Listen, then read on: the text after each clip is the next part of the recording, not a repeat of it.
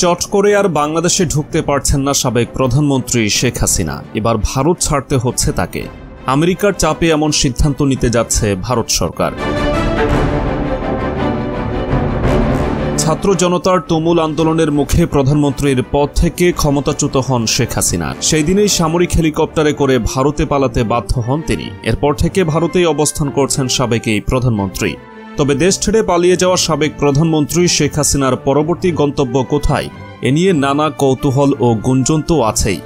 সর্বশেষ খবরে জানা যায়, যুক্তরাষ্ট্র ভারতের কাছে জানতে চেয়েছে শেখ হাসিনা কিভাবে কোন ব্যবস্থায় দিল্লিতে অবস্থান করছেন। জবাবে ভারত নাকি বলেছে খুব স্বল্প সময়ের মধ্যেই মধ্যপ্রাচ্যের কোনো একটি দেশে তিনি চলে যাবেন। এই খবর ঢাকা সরকারি মহলকেও জানানো হয়েছে বলে মানবজমিনের প্রতিবেদনে জানা গেছে।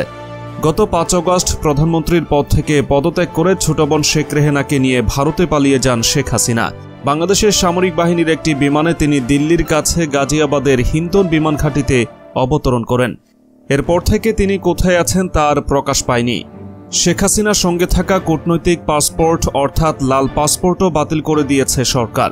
এই ধরনের পাসপোর্টধারীরা ভিসা ছাড়া ভারতে 45 দিন বৈধভাবে থাকতে পারেন। ইতোমধ্যে ভারতে শেখ হাসিনা প্রায় 2 মাস ধরে অবস্থান করছেন। কূটনৈতিক পাসপোর্টে তার বৈধভাবে অবস্থানের মেয়াদও শেষ হয়ে গেছে। এখন তিনি কোন স্ট্যাটাসে দেশটিতে অবস্থান করছেন তা পরিষ্কার নয়। ভারতের পক্ষ থেকেও বিষয়টি খোলাসা করা হয়নি। এর আগে এক ভাইরাল অডিওতে হাসিনা বলেন, দেশের খুব কাছে আছি, চট করে ঢুকে পড়তে পারি। ভাইরাল কল রেকর্ডটিতে তানভীর নামে ওই নেতাকে বলতে শোনা যায়, বাংলাদেশ থেকে একটা ভিডিও নিউজ আসছে আপা, সেখানে বলা আছে আপনাকে নাকি হেলিকপ্টার দিয়ে ভারতের গাজিয়াবাদ থেকে দিল্লিতে ট্রান্সফার করা হয়েছে। খুব কষ্ট হয় আপা, আপনি বললে আমি এই মুহূর্তেই দেশে চলে আসব। তানভীরের কথা শুনে শেখ হাসিনা জানতে চান, কোথায় নিয়ে গেছে? হেলিকপ্টারের ছবি দিয়েছে? আজগুবি কথা বলে এরা। আমি কিন্তু দেশের খুব কাছে আছি, যে কোনো সময় চট করে ঢুকে পড়তে পারি। কিন্তু এখন তুমি দেশে গেলে মামলা খাবে। আমার পরিবারের কেউ বাকি নাই, সবার নামে মামলা দেওয়া হয়েছে।